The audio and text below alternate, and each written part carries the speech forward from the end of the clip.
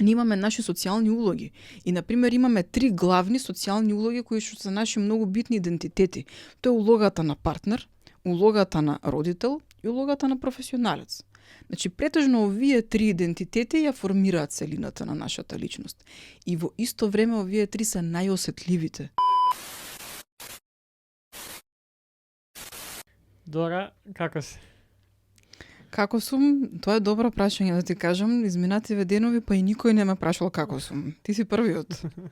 Затоа идеш тука. Да, затоа идам тука, нели? Па и ја некојаш имам потреба да си кажам, нели, како сум. Само мене ми кажуваат сите како се. Да. А така деновиве, па имаше така некој доста бурен период изминативе и имам некои работни обврски многу. И така сум намалила околу па некои други ствари што сум ги ставила порано како приоритет, па се морав нив да ги скратам за сметка на нешто друго и така сум у некоја трпение. У фаза на трпение, едно за сметка на друго, за после све да се собере на крај како што треба. Да. Еве, ова ни е трет пат кога се држиме вака овде. И денеска ќе гледаме и ќе фатиме на тема која што малце и сме начнале, поготово првата епизода која снимавме, начнавме, ама е темата за социјално влијание и конкретно ќе посветиме време и ќе збориме за инфлуенсерството и за социјалните медиуми и ред други работи. Ти само спомна дека на тоа и докторска теза пишеш, така што така е. верувам дека се погодивме.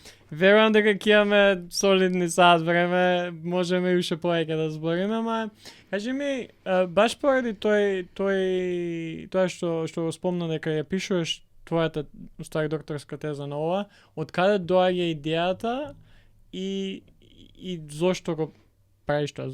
Зошто те интересира на некој начин да дознаеш повеќе или да ги анализираш, да ги видиш сите ефекти од се ова? Така, значи, инаку, јас кога се запишував на докторски, воопшто не ми беше во план да се занимавам со темава.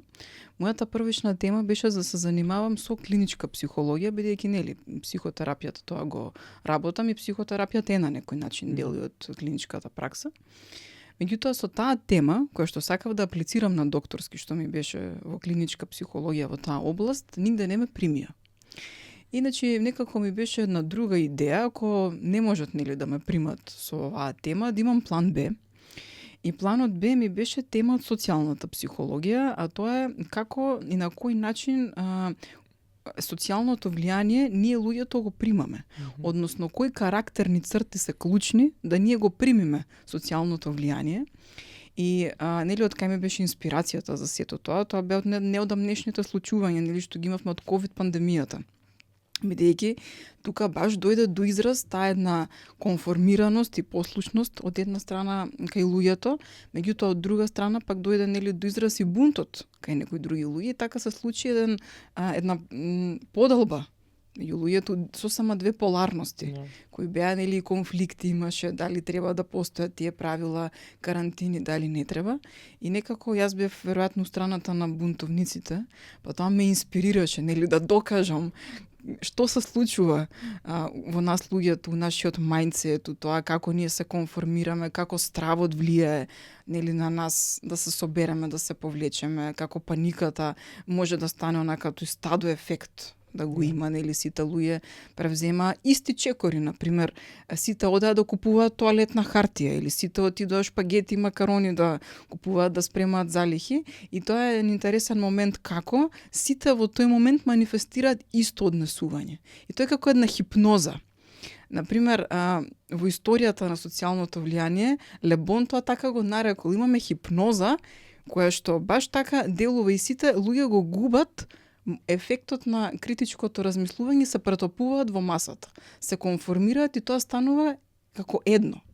Тоа беше многу интересно и некако од сето тоа се инспирирав да почнам да истражувам повеќе таа тема. Да, интересно е тоа и сега се навраќам на некои предавам, пошто јас имам завршено политички науки, каде што зборуваме токму за некои овие работи каде што кога си во позиција на знаење многу информации, кога си опозиција да треба да донесеш одлука, не секогаш е добро и корисно за тие за кои што ја носиш одлуката, например, да земе премиер, председател, да знаат се, бидејќи ти нема да можеш ако ти знаеш што се случува и сите други знаат, ти нема да можеш истите чекови да ги преземеш ако не знаат. Сега, некој што се злоупотребува и доаѓаме во, нели, злоупотреба на моќ и тенка е линијата. Не исто и со пандемијата. Да верувам да сме знаеле сите до каде и колку и како и какви ефекти има, уште на сам почеток и поразлично ќе се однесувало, можеби повеќе ќе траеше, можеби помалку ќе траеше, не знаеме, ама е многу интересно. Да, бидејќи имаше неизвестност. Да. Неизвестноста, значи, креира момент на паника. И генерално, например, анксиозните луѓе, тоа е, нели, денес имаме епидемија на анксиозност, тоа е тоа, многу тешко се носат со неизвестноста на постоењето и на живеењето. Да. И кога на нас не се креира, нели, на луѓето еден таков социјален, глобален момент на неизвестност, се случи многу голема експанзија на паника и на анксиозност кај луѓето, нели, за тоа што ќе биде. Бидејќи ние како луѓе генерално имаме потреба од тоа на нас предвидливи да ни бидат работите. Да знаеме ние во каква насока се движиме, имаме потреба од структура, имаме потреба од тоа, нели, да поставиме цел, имаме потреба од тоа да ги знам конкретните чекори кои што ќе ме однесат до таа цел и така се чувствуваме сигурно и безбедно. Тоа задоволува нашата потреба за сигурност и за безбедност. Да, и не зборувам, сега кога го зборуваш ти тоа, не мислам ја на нешто толку големо. Ја знам дека кога гледам некоја серија, ако нешто почнува да не знам како што одма гледам право што ќе се случи до крај, ако, нели, има повеќе сезон. Пошто сакам да знам дали вреди да продолжам да ја гледам серијата. Као да, можеби ќе одознам или крајот и ќе видам што ка. Да. Ама подобро се чувствувам бидејќи таа неизвестност може да, не знам, ќе престанам и ќе гледам, нема да ја гледам после тоа. И е многу од најмали работи како тоа, па да не збориме за нешто кое што е живот или смрт. Така е, се согласувам и, нели, меѓутоа пак на крај зрелите луѓе, значи онака и вистинско ментално здравите луѓе ја имаат таа способност, значи да се научат да живеат со неизвестноста на постоењето. Значи, например, јас како терапевт, еден од успесите што ми е во работата со клиентите со анксиозност е тој да научи клиентот да разбере дека ние живееме во една таква неизвестност. Ние само имаме чувство на комфортна зона, меѓутоа комфортна зона не постои. Комфортната зона на нас ни е креирана од доживувањата во секојдневието на рутината.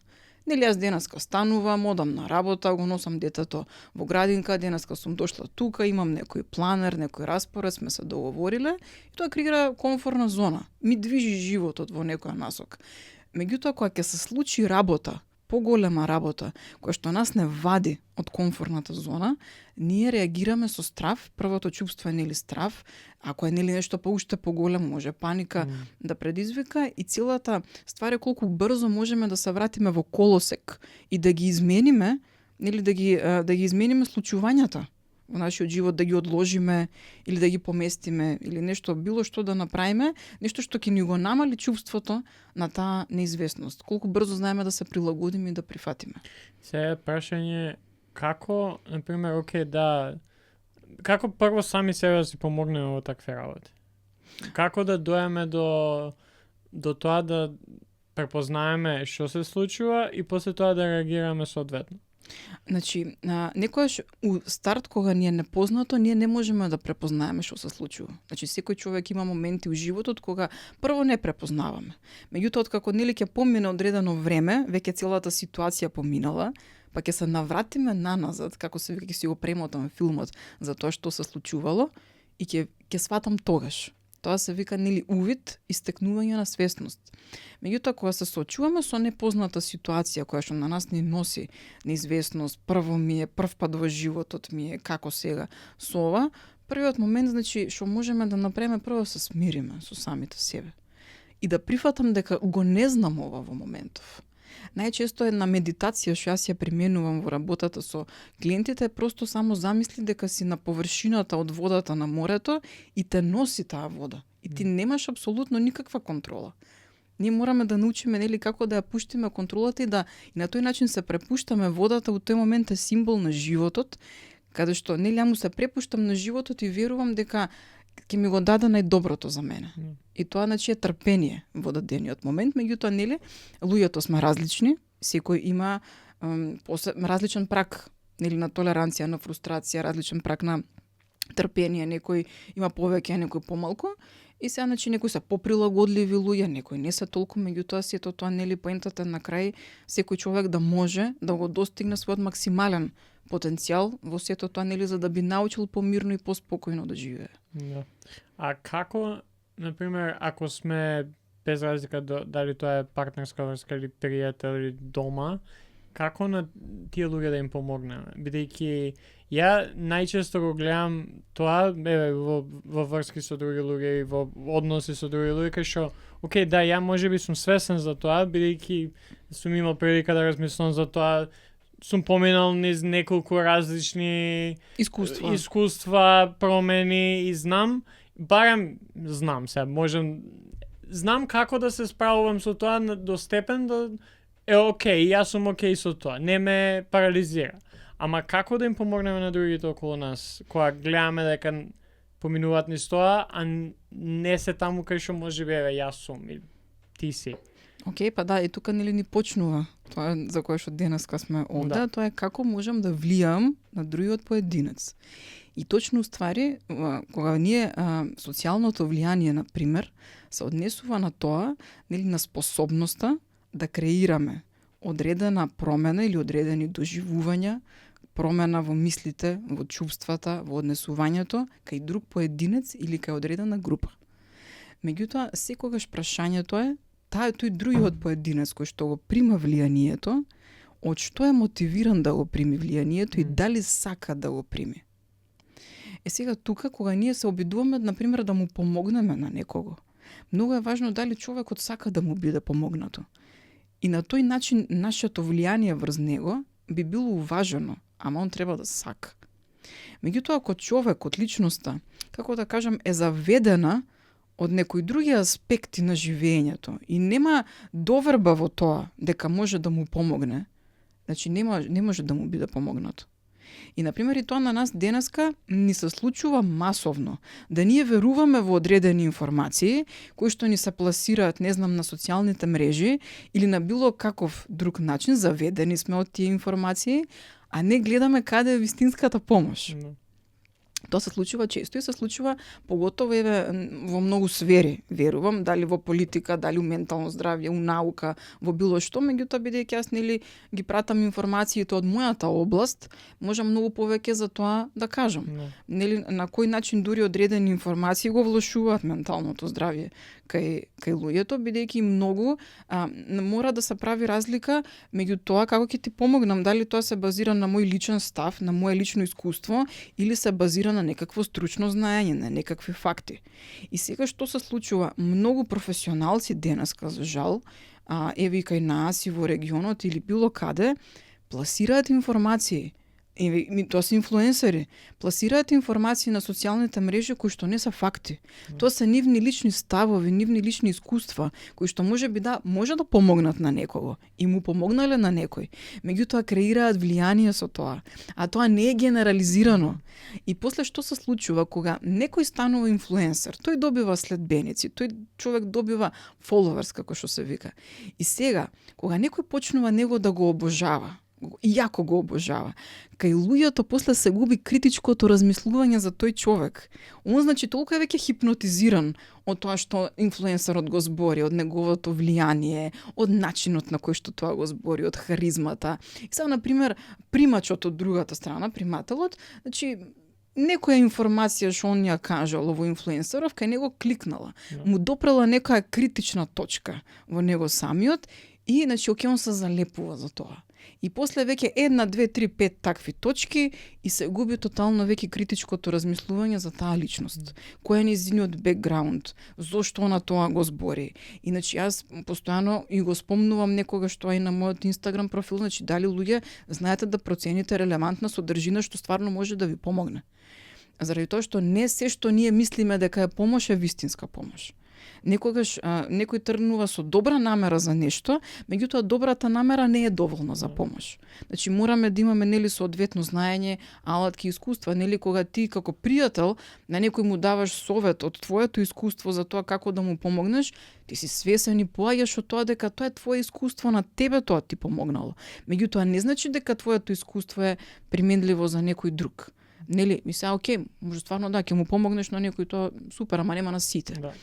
Тука е проблемот. Пред некое време баш слушав, не ми текнува се што поточно беше, ама идеја дека еве да ги земеме self-help, дали книги, дали инфлуенсери, има многу добри работи. Значи, ако земеме, не знам, кој да е, и има стварно многу добри работи. Само што тоа што ти го викаше проблемот, не можеме да земеме цело, сега Дора пишува книга за како да си помогнеш сам себе да излезеш од, не знам, бездната.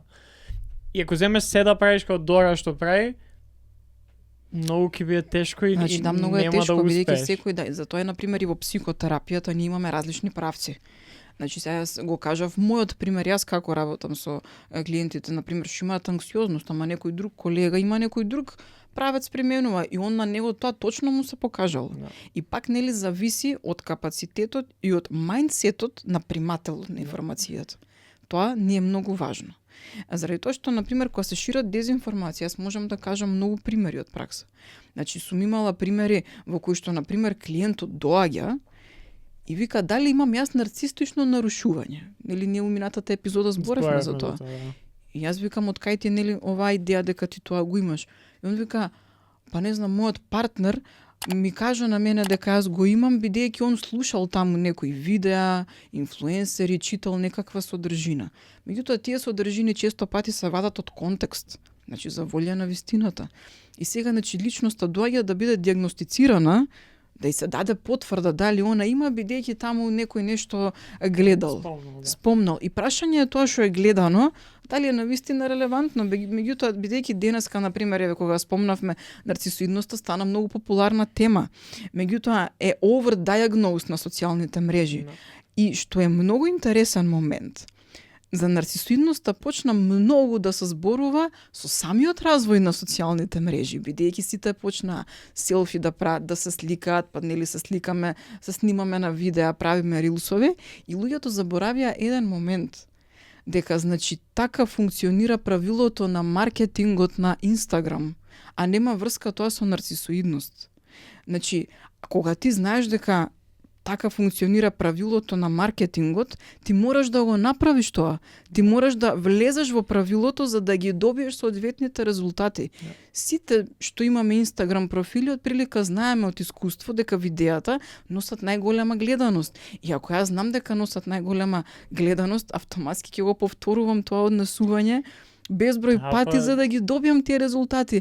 А тоа нема врска со никаква нарцисоидност. Сега, да, има луѓе кои што повеќе уживаат во тоа да се снимаат или да се сликаат, има луѓе кои што тоа не им е баш. Нели пак ќе најде некој друг начин, дали повеќе низ пишани постови, дали некои други видеа и така натаму, меѓутоа тоа е правилото, а нема врска со нарцисоидност и за тоа се случи еден бум кој што не е вистинит. Значи не е вистинит. Да, имаше пред некое време, тоа пред неколку години се сеќам, го читав, дали беше видео, дали некој пост, каде што вика од тоа, ако идеш на некој на профил и му ги видиш сликите, и ако е сам, у сите слики е нарцис. Ако не е, ако е пријатели, значи има многу пријатели.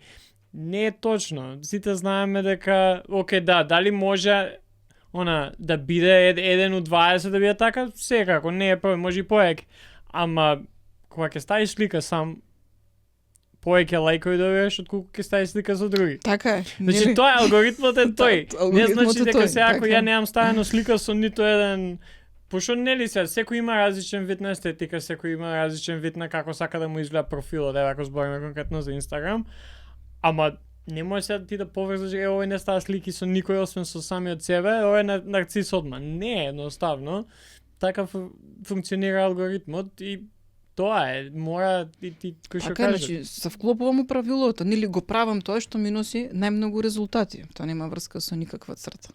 Да, и тука мислам дека е многу проблем па од друга страна која имаме тако премногу и диагнозирање на нарцисоидност, да видам, или АДХД или што и да е, бидејќи пак од друга страна некој која стварно го има тоа, може да дојде до минимизирање на ефектот. Да, те разбирам, и немање доволно помош и сваќање за тоа. Чека, не, јас стварно сега сваќам дека е во мода секој да има ова или она, ама јас стварно со тоа се сочувам, ама никој не те Да, никој може да не те така, се сложувам со тоа, значи може да се минимизира ефектот за жал и за тоа нели пак мора да порасне свесноста на социјалните мрежи кој каква содржина ќе пласира.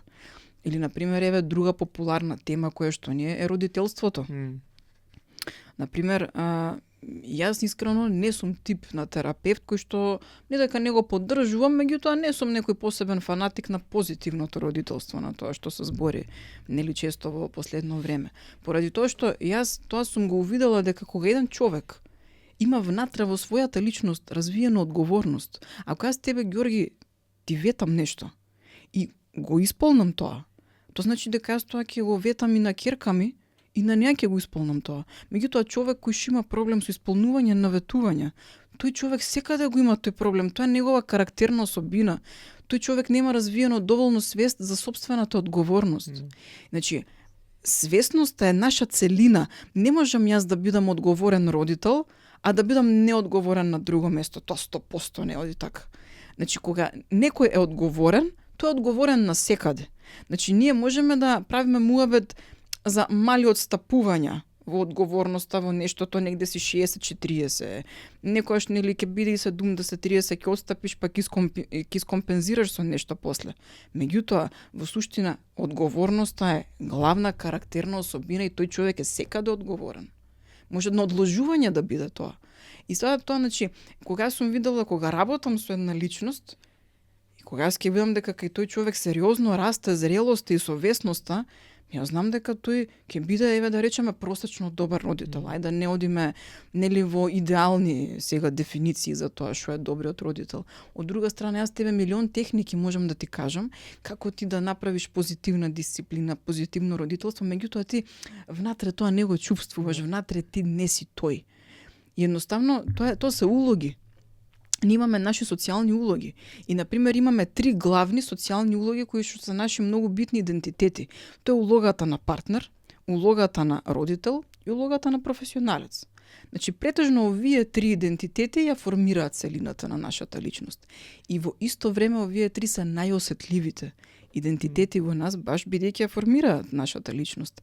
И сега, ако видиш ти на социјалните мрежи, овие 3 теми изобилуваат со разноразни пораки, најчесто контрадикторни. Например, имаш од едната страна, баш вчера пишував еден смешан пост на Facebook за тоа, имаш од едната страна информации кои што ќе ти кажат вака. Ти како родител често знаеш да се ставиш себе на последно место, па ајде сега направи нешто, стави се на прво место. Меѓутоа, од еден друг момент, ако ти се ставиш на прво место, ќе најдеш друга порака спротивна на нејзе, каде што ти вика твоите деца, семејството, нели се поважни, стави го ова сега тука како приоритет, твоите потреби може да почекаат. Имаме друга тема, партнерство. Постојано имаме две пак страни. Од едната страна се промовира заедништвото, колку е важно да го сочуваме, од другата страна индивидуалната слобода. Имаме парите и успехот. Од една страна ти вика многу е битно hard work, нели, значи за да постигнеш резултати, да имаш цели, од другата страна имаме други пораки како поише да заработиш, а да не работиш. И ако видиш, имаме постојано, значи две диаметрално спротивни пораки на линијата за овие 3 теми. И сега, луѓето, значи, забораваат една многу важна работа, тоа е умереноста. Значи, Питагор еднашка рекол дека мерата е најдобра. И сега, значи, во нас, во здравиот човек, во ментално здравиот човек, овие процеси се случуваат спонтано. На него не му треба да прави многу математика. Наизменично е тоа кога јас ќе посветам во право време, нели, време за моето семејство, за моите деца, а кога на себе. Тоа не може да биде никогаш ниту на едната, ниту на другата страна. И на ментално здравиот човек не му треба да следи не знам какви пораки, не знам какви сознанија околу тоа. Меѓутоа, вистината е дека ние сепак живееме во општествен контекст, а секој општествен контекст создава трауми. Ние не сме животни. Животните кај животните тоа тече по природен тек на нештата без воопшто да го размислуваат тоа. Меѓутоа во општествениот контекст постојат правила. Често пати тие правила потиснуваат нашата автентична природа и и самото родителство на пример се создава во општествен контекст. Не е прво родителството во животот на детето. Прв општествениот контекст бидејќи и самото родителство има своја историја. И во секој различен општествен контекст ќе видите вие дека родителството е другачие дефинирано. Например, во Скандинавија ги ставаат децата да спијат во креветче уште веднаш по раѓањето, кратко време по раѓањето. Тука кај нас на Балканот е тоа незамисливо. Надвор спијат. На балкон ги оставаат да спијат. Остава, тоа кај нас е незамисливо. И значи, например, ние имаме став дека на детето до одредена возраст треба да му се пружи соодветната нега, поддршка. Они таму имаат некој друг. Ама ако ние отидеме и на нив им кажеме каде вие вака, они ќе ти извадат нивни ставови и истражувања, релевантни податоци. Тоа на нас ни дало ваков резултат. Значи, сите појави, партнерство, родителство и сето тоа, значи не може да има, како што рековме, се во општествен контекст и нема генерално правило што важи. И затоа е многу важно, пак ние, кога ментално оздравуваме од траумите што ги имаме или што и да е, да го најдеме својот прав пат, да извлечеме таа релевантна содржина. Не ми треба многу да знам што еден исправен родител прави, ако тоа внатре имам свесност за собствената мера за исправност. Да, јас еднаш имам слушнато и сосема се согласувам со ова дека кога станува збор за еден партнерски однос, ти ќе бидеш таков кон партнер како што си како и со другите луѓе во твојот живот. И тоа е многу точно, така е. И ама тоа го забораваме бидејќи секој се случи ова е друго, ова не е исти, се односува се исти, само што е на некое друго ниво. Да, значи партнер е партнер, пријател е, да. Така да, ама ти ако се однесуваш со твоите пријатели и тоа ти го викаш, ако тебе тоа ти е природно да посветуваш време, да иницираш, да бидеш таму за нив добро лошо, така ќе бидеш и кај партнер. Ама ти ако тоа го немаш во однос со пријатели, па и да земеме и твоите дома, ти нема да ти доаѓа природно и ќе ти треба тешко. Време, е тешко да го научиш. Да го научиш така треба време да се научи. Бидејќи не може си немал партнер цел живот, 15-20 години, сериозно, и после доаѓаш и очекуваш се да биде лесно, се да биде не, ти треба тоа, ние го учиме тоа со други луѓе. Така е. Нормално, има работи кои што не може тоа е самиот вид на однос е различен, ама она најфундаментално, базично, тие се умереноста, иницирањето, посветување време, разговор. Тоа не можеш одмah сите не ознаеме уште од кога ќе се. Така, тоа го учиме. Тоа се учи. Апсолутно. Исто и така. Да. И со ова што зборуваш. Да, и на пример, мислам, бројни истражувања тоа го покажале дека луѓето на пример кои што имаат стабилна карактерна црта на совесност, се луѓето кои што имаат најдобро физичко здравје, живеат најдолго, склони се најдолго време да сочуваат брак, семејство, на други, не знам, да бидат посветени на други активности што им причинуваат задоволство, како волонтирање, хуманитарни, не знам, настани или што и да е. Меѓутоа, од друга страна, па луѓето кои што покажуваат низок, како да кажам, низок коефициент на таа црта на совесност, па се сосема обратни, посимпулсивни, значи не се вклучени во толку социјални активности. Крајноста е сепак антисоцијално психопатско однесување, меѓутоа тоа не е тема на муабетот, него луѓето кои што се од обратната страна на континуумот, они обратни, после склони да ги растураат партнерските релации, поим е тешко да опстанат во еден стабилен однос. И сега како се градат карактерните црти, факт е дека многу големо влијание па има воспитувањето, социјалниот контекст, средината и родителите, меѓутоа никогаш не е само еден фактор. Големата слика секогаш зависи од глобалната, од самата голема слика. Значи не од семејството. Например, често пати кога се случуваат одредени инциденти во средните или во основните училишта, новинари знаат да се јават и да прашаат каде е тука одговорноста на родителите. Значи, важноста на родителите игра улога до одредена возраст кај детето. После веќе, во пубертет кога ќе влезе детето, не игра толкава важност. Тука веќе настапуваат на сцена врсниците. Најдоброто да го направил родителот. Во еден момент, ако детето излезе надвор и доживее травма е травма. Луѓето мислат дека ако јас му дадам се на детето од родителски аспект, ќе го заштитам од трауми што би се случиле надвор, тоа не е точно. Значи тоа не е точно. И тука имаме еден, како да кажам, overrated момент на самото родителство. Бидејќи и се што се случува кај нас од психолошки аспект, се случува и на невролошки аспект. Секој едно доживување што ние го имаме го обликува внатре нашиот мозок, меѓутоа имаме и невропластичност. Значи се што сме научиле можеме и да одучиме. И тука се менува мозокот. Например, ние сме гледале скенови на мозоци кои што биле пред психотерапевтски процес и после. Значи има огромна разлика. Тоа е доказ, значи дека постојат промените. И затоа е важно да знаеме до каде е таа улога на родителот и до каде не е. Он цел живот има родителот влијание врз детето, меѓутоа тоа може во одредени моменти многу да се намали. И тоа е, или например ќе дојдат некојаш родители ќе кажат многу беше добро детево до таа возраст како дете по книга.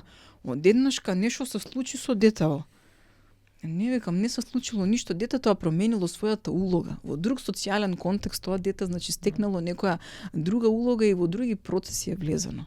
Значи нели како се случуваат некако тие процеси, како кликнуваат, немаме се уште ние научни објаснувања за тоа целосни.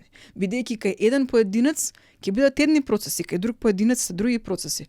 Меѓутоа нели немаме објаснување генерално како се случува тоа. Да, и тука пак доаѓаме на оној ист принцип, истото со тоа ако следиме некој да земеме зборот инфлуенсер и окей да, за него функционира, за тебе добро функционира и сега ама ја не можам да земам се од се тебе така, и да го применам кај мене, бидејќи да, дали имаш добри навики, ја може ќе стекнам некои добри навики, ама најчесто причина зашто ја тоа го правам е заради тоа што сакам подобро да живеам, сакам повеќе пари да имам, сакам повеќе успех, подобро се чувствувам за мене и ако не дојдеме до сршта на тоа, окей, зошто го сакам, како да дојдем, кои се овие контексти во кои што сум јас за да можам да се справам со тоа и окей, Дора вика, вака за овие работи, ова можам да примена кај мене, ќе применам.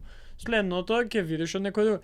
Ќе има јас едно нешто што практикувам бидејќи не можам, барем мислам дека имам еден добар штит околу мене кој е на социјалните медиуми, знам дека окей, има луѓе што не ни сакам ни да иследам, ни па прво гледам готово, ама мене што ми помага е читање на биографии, на автобиографии. И така треба да биде, нели? Бидејќи ти имаш еден увид во целата личност на тој човек, така, да. И сега и автобиографија, биографија не е некој да ти дава, да, ти у самата книга ќе најдеш добри поенти, лекции, добри начини како што, ама и не застанувам на една, не се окей сум завршил една, не знам, преку 30-40 во последните 3-4 години имам прочитано, луѓе кои што ми се интересни, кои што знам, сакам да знам повеќе за нив. Ама пак, треба време и тука мислам она што социјалните медиуми ни го даваат, а тоа е инстант го добиваме одма, ни треба совет за ова, ни треба ова, одма идеме и го добиваме, без разлика колку тој совет е добар, применлив е за нас, не е применлив, поготоа и баш ми е мило што спомна таа некоја тој некој општествен контекст, бидејќи голем дел од работите кои што ние ги слушаме и во Македонија се од надвор. Така е, а уствари не се опште применливи за нашиот контекст. Нема никако да ги... Не знам сега ќе дојде некој ќе ти каже треба да инвестираш пари. Кај ќе инвестираш во Македонија? Така, значи нели треба да ги знаеме можностите покојни се, Да. и тоа е точно.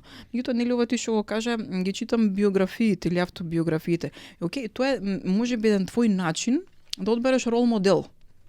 Значи, нели ние пак бираме кои луѓе сакаме да ги следиме, за кои луѓе сакаме да читаме и на некој начин има нешто што ни инспирира од тие луѓе, што не восхитува, ги пратиме со некоја причина. Наоѓаме нешто заедничко со нив, може уопште никош не сме се сретнале со нив, може се мртви многу одамна, меѓутоа нели пак наоѓаме нешто вредно за нас во нив.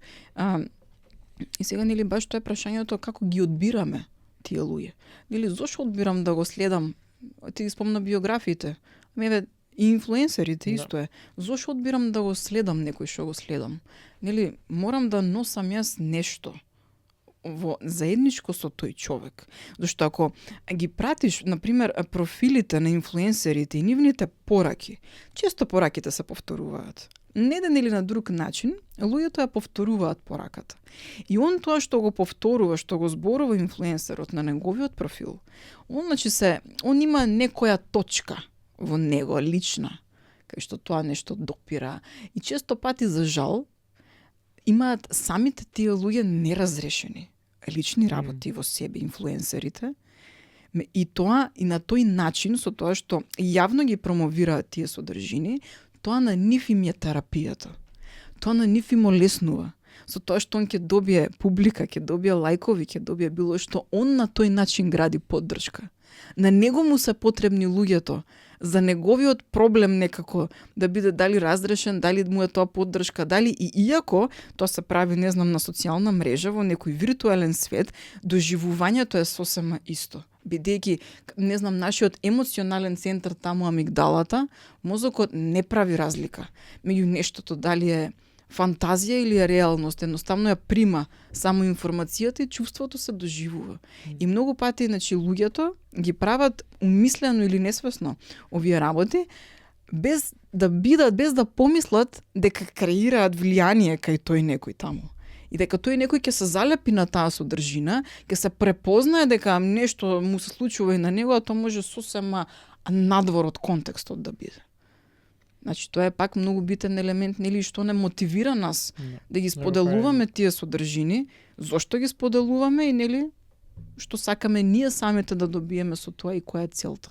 Да, интересно, беше интересно што ова го збориме сега, пред некоја епизода, не знам сега како кидат, ама зборевме за тоа колку само во маркетингот моментално доминира личност. Да, порано бил компанијата, сега веќе е личност. Да, и дури и брендовите, тоа што ја го забележувам, веќе кога бираат заштитни лица на нивните, нели, производи, бренд или како и да е, веќе не е важен изгледот толку многу. Важна е личноста. Тоа што ќе биде. И сега моje прашање и тоа што го зборам и сега би сакал од твој некој аспект професионален, кога престанува, окей, јас сум, не знам, професионалец во оваа област, и кога престанува ја давам корисни информации за тоа што работам, за тоа што знам, и втор дел каде што ја го споделам цел мој живот.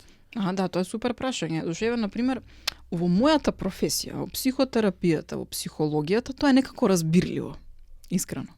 Кај нас малце е потешко да го одвоиме тоа професионалното од личното, го одвоиме, меѓутоа нели пак се прелива едно во друго, мислам таа е вистината.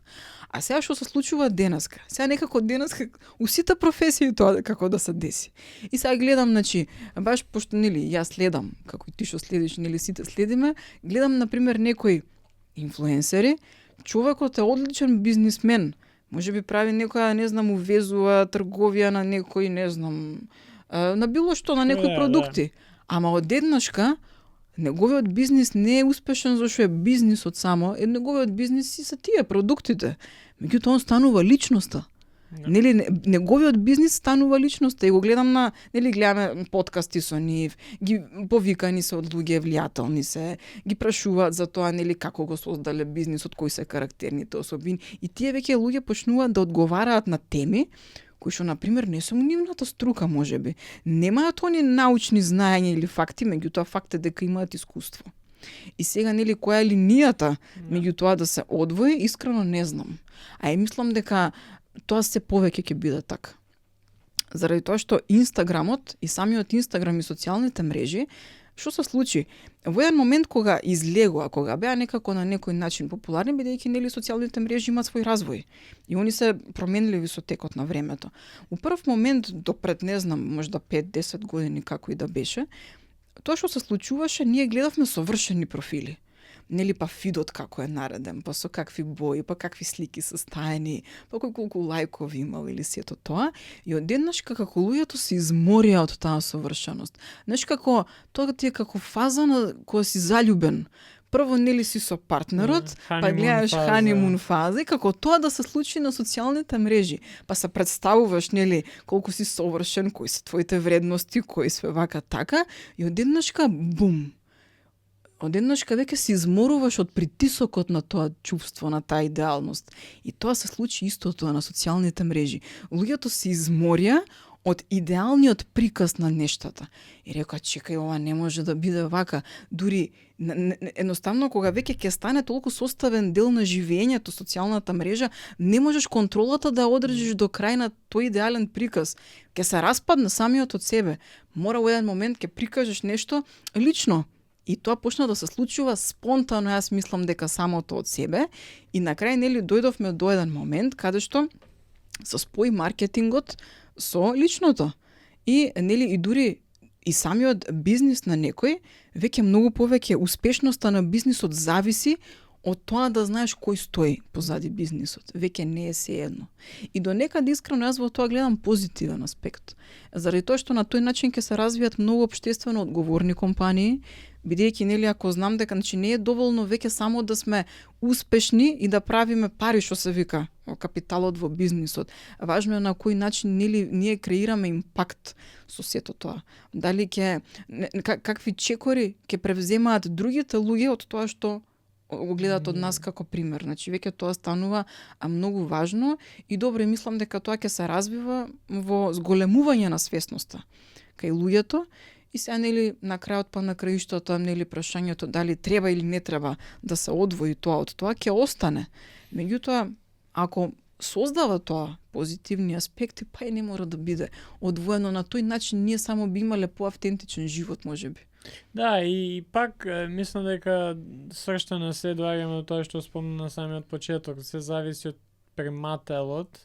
Да, и, така е. И колку ние сме отпорни на тоа, колку живееме балансиран живот, да можеме да препознаеме тоа и да изфилтрираме пред да ја примиме таа информација и да ја земеме, ние ја филтрираме бидејќи окей, да, не знам, еве да земем истиот пример бизнисмен, но окей, знам дека сега ја нема да слушам сега ако почне да зборува за нешто сосема трето каде што едноставно кажува свое мислење, не да, меѓутоа не е релевантно мислењето него за нешто. Ама така го филтрираме и на нас не ни представува никакво негативно ни па позитивно. Да, окей, има мислење човек. Да, тоа, проблемот е нели пак кај луѓето кои што ги немаат тие филтри, немаат навикнато, не знаат така како и затоа тоа што го кажав преска, почнува да го обожава, врз база на нешто му допрел некои критични точки, нешто кажал, ама и веќе не се запрашува ако еве што викаш ти каже некое мислење за сосема некоја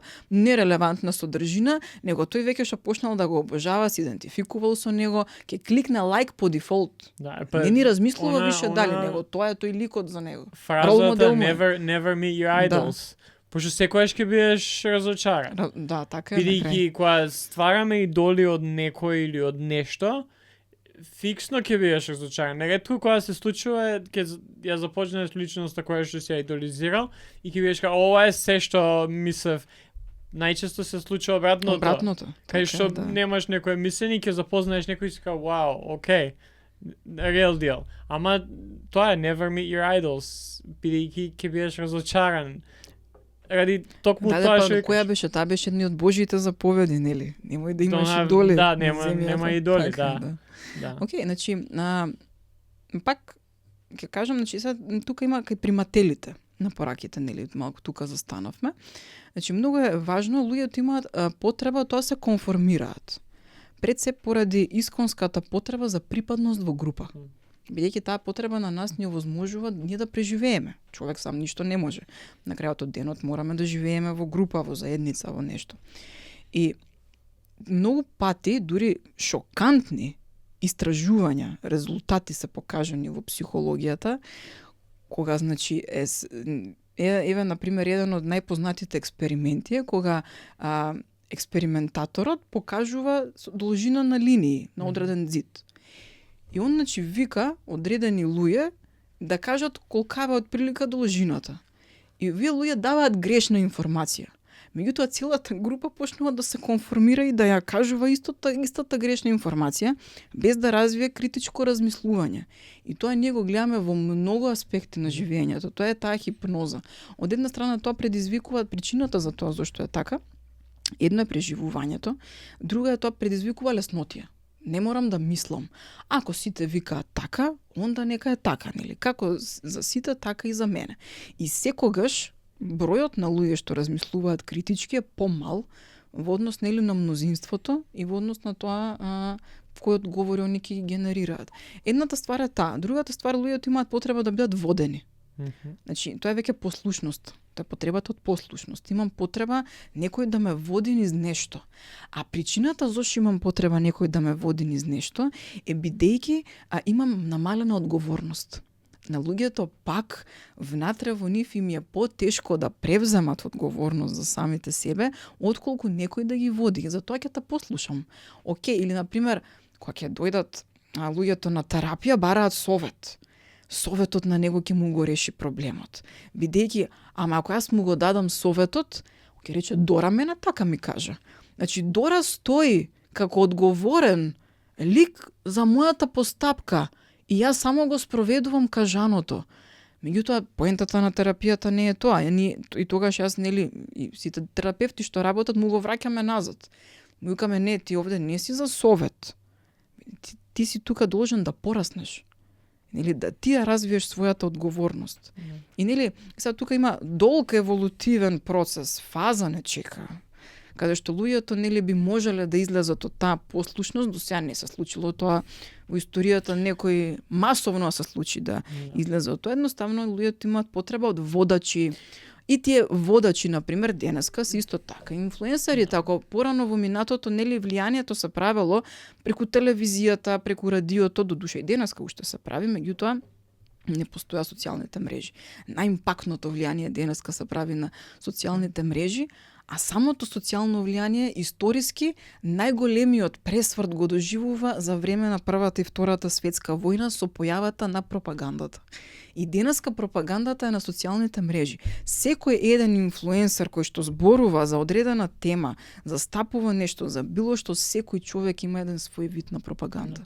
Само некојаш и тука е интересно ова исто со манипулацијата, например. Да. Манипулацијата не е нужно лоша работа. Не е нужно лоша, така е. Некојаш е многу добро. Да, и например јас тоа им го кажувам и на моите клиенти, види. Знаеш, луѓето имаат пак матрици. Некојаш и за психотерапијата, за тоа, нели, што е етички кодекс, што е исправно, што не е. Меѓутоа, некогаш исправното не е исправно. Во дадени контексти, ситуацијата одлучува за тоа како ние треба да постапиме. И значи, ако ситуацијата ми налага да изманипулирам со одредено нешто за мое добро, за да преживеам, зашто тоа така мора да биде, онда ние мораме тоа да го направиме. Јас личен пример кај што, не знам, еден од најдобрите совети за како ја уопште успеав да истрчам маратон е тоа, ми вика човек кој што има истрчано многу маратони, убеди се дека не можеш да ги чувствуваш нозете. Као дека не чувствуваш болка, дека и ти можеш да направиш манипулација, да се изманипулира сам себе и си кажеш ја не ги чувствувам нозете во моментот, све ме боли, 30 километри, не можам поеќе, ама ја не ги чувствувам нозете. И тоа ти дава и вика само пази кога ќе завршиш, после тоа не можеш да одиш. После тоа стварно нема да ги чувствуваш нозете. Ама тоа тие се такви некои работи кои што се подесуваш психички да биде тоа така. За да успееш нешто. Сега пак го земам и пропагандата и манипулацијата може да биде Може да искористена биде на и позитивно, начин на кој така, што е апсолутно, позитивна. да, затоа нели креираме општествени промени ние со И пропагандите. тука е оној проблем, бидејќи мислам дека нас највеќе што ни фали е токму тоа критичко мислење. Бидејќи ние сега да кажеме ова, мислам, го кажуваме ова и да се земе надвор од контекст, можеш да замислиш каква реакција би имало. Ама проблемот е тука што ние зијаме еден термин, една фраза, една работа и само таа имаме и после луѓе може лесно да да стварат наратив кој што им Леко што надвор од контекстот. тоа. Тоа што Аме збориме. и нивна корист.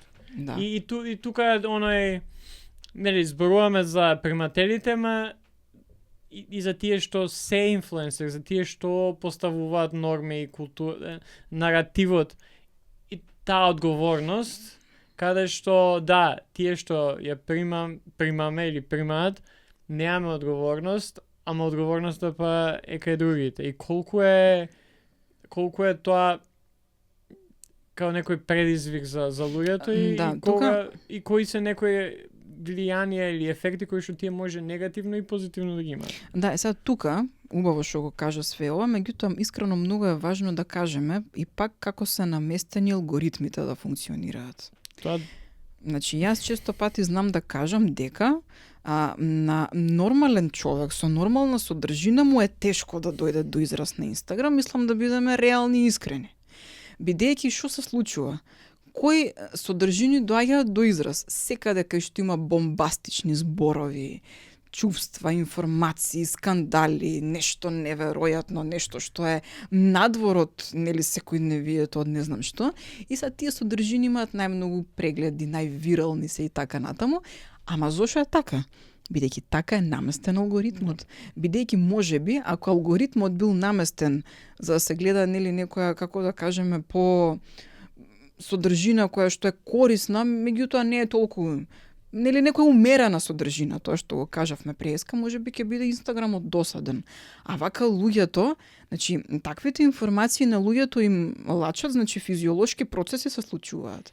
Едноставно ќе го земе телефонот да види што има денеска, кои информации се денеска. Значи ние несвесно стануваме зависни од таквите содржини, бидејќи создаваат во нас доживувања кои се интензивни и кои што едноставно мораме, нели, ти даваат, те прават жив.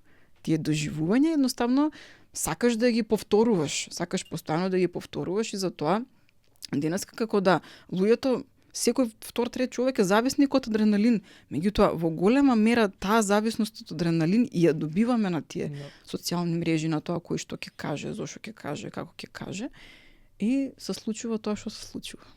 Да, и после пак се нараќаме и би сакал овде нека да превршиме и разговорот за таа одговорност од другата страна. Кои се ефекти кои што може да ги добиеме, негативно или позитивно, од самото инфлуенсер, од самото тоа некој да има мок над одредена група на луѓе, одредена демографија во општеството, држава, свет. Кои се тие некои работи кои што се добри или лоши? Значи, моje мислење е тоа дека сепак социјалните мрежи како што се развиваат во нивниот развој во некоја иднина некако ќе уведат некаква ваква контрола и луѓето ќе научат да прават разлика што е личен став, а што се факти. Сега не постои се уште таква контрола, значи нема, тоа е тоа што е, останува само нели на личната одговорност на инфлуенсерот. Затоа се вика одговорно инфлуенсерство. Еве да го кажеме така. И од друга страна останува нели на самото критичко размислување од страната на примателот. И сега некои луѓе во тоа некојаш ќе се изгорат. Меѓутоа, ајде да кажеме дека еве нема да се изгорат на долга стаза, бидејќи ако еднаш па имам негативно искуство, ќе научам од тоа. Шансата дека ќе го повторам е намалена сепак на некој начин и останува на тоа да мислиме, бидејќи сепак на лагата на крајот на криштата и се кратки нозет.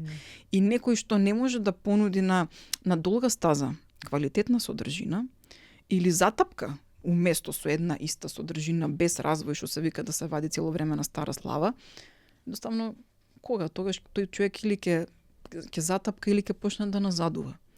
А луѓето веќе од друга страна мислам дека пак попаметни купувачи имаме денеска и секој внимава веќе нели што ќе купи. Бидејќи човек малку да осознае како функционира маркетингот на социјалните мрежи, ќе види многу сличности кај профилите и начинот на кој што се продава. И сега веќе од прилика луѓето, например, јас, кога ќе отворам и кога ќе видам кои наративи, кои зборови, кои реченици он ги користи за продажбата, мислам веќе ми јасно, тоа сум го видела уште на 10 такви слични профили, меѓутоа нели ќе одберам дали да го купам согласно мене тоа дали ми треба. И на крај, значи ние сепак ќе го купиме или ќе одбереме нешто да следиме, зависно од тоа дали мене оваа содржина ми е потребна и дали можам нешто да добијам од нејзе. А начинот на кој што ќе бидам убедена да го купам, значи ако мене сум 100% сигурна дека не ми треба, нема ниту да го купам на крај. Тоа е тоа.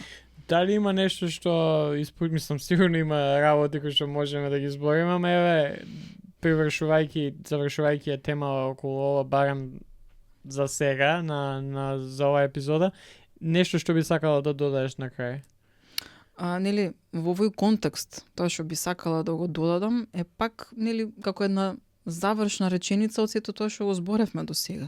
Луѓето да внимаваат, значи кога следат социјални мрежи, инфлуенсери или што и да е, да внимаваат на релевантната содржина, да научат да прават разлика меѓу личен став и факт и да проверуваат. Значи, нека проверат информацијата на повеќе места. Не морам да бидам јас, ако кажам јас нешто стручно, нешто професионално. Провери информацијата уште од 5-6 други терапевти, психолози, лидови, некои светски што се бават со таа тема.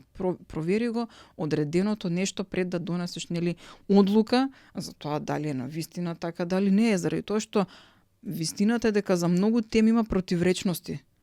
Тоа што го зборевме преска, од една страна ми промовира заедништво, од другата страна индивидуалната слобода. Каде сум јас во сето тоа? Зашто па идејата за заедништво и индивидуална слобода на крај субјективно доживување и потреба. Тоа што е за тебе дефиниција за заедништво, може би за мене не е. И нели тука имаме, и тоа е суштината на осетливите теми. Они се секогаш противречни. И многу е важно, нели, умереноста да можеме да ја најдеме во тие две страни од бидејќи кога станува збор за мислење и за нешто што е субјективно, има многу различни начини, многу различни вистини, ако можеме така да ги наречеме. Бидејќи пак за тебе е нешто сосема друго, за мене тоа исто, тоа е на другата страна од тој некој спектрум. И тоа е, ама важно е пак кога имаме факти и кога сме ги гледаме, ги слушаме, да ги прифатиме како такви. Значи, например, никој не дебатира дали 2 + 2 е 4. Никој не дебатира за например, за агресијата на родителот врз детето. Конзистентни се истражувањата, сите тоа го знаеме дека негативното родителство прави негативни ефекти. Меѓутоа, не се конзистентни истражувањата за тоа на долга стаза у животот дали е така, бидејќи ние факт е дека имаме луѓе кои што одлучиле траумата да има влијание врз нив до крајот на животот. Меѓутоа има луѓе кои што одлучиле дека ова мене нема да ми влие и јас имам свој избор, волја, работеле на тоа и едноставно јас ќе се изградам во некој друг човек. Значи, утре ти можеш да донесеш одлука да не си веќе овој што си денеска и тоа зависи само од тебе. Не, тоа е секој ден ние кога се уште на само будење одлучуваме каков ќе ни биде денот. Така. Ако ние станеме и на лева нога. Не, јас тоа го зборам со мојата вереница кај што зборуваме поготово кога станува збор за партнерски однос. И кај нас, не само кај нас, на секаде во моментов каде што живееме у општеството, у цел свет е тоа љубовта, емоција, многу е важно, нормално без љубов и без тие некои емоции кои што ги чувствуваме еден за друг. Многу е тешко. Ама многу поважно од тоа да јас секој ден кога ќе се разбудам да донесам одлука да продолжам да бидам со неиз. Некои денови ќе биде многу полесно, некои денови ќе биде многу потешко да ја донесам таа одлука, ама ако ја не ја донесам таа одлука, џабе ќе биде љубовта, џабе ќе бидат емоциите, џабе ќе бидат гестовите. Ја морам секој ден, и тоа е секојдневно, не ќе се носам, потпишувам договор за 2 години дека не, секој ден и така и со се со што се соочуваме, ние мораме секој ден да донесеме одлука каков ќе ни биде денот и во што ќе веруваме, што ќе направиме, какви ќе бидеме сами како личност. Така е, значи јас постојано кажувам, ако одлучиш, нели, фейл да направиш, јас тоа си го викам на самата себе, кога доживувам некој неуспех. Дора, ако одлучиш фейл да направиш заради овој неуспех, не те чека ништо друго освен провалијата. Немаш друг избор, освен да продолжиш напред. Нема друг избор, зашто другиот избор е лош. Тоа е тоа. За крај, последно, кој е твоето прашање за тие денеска што нас слушаат?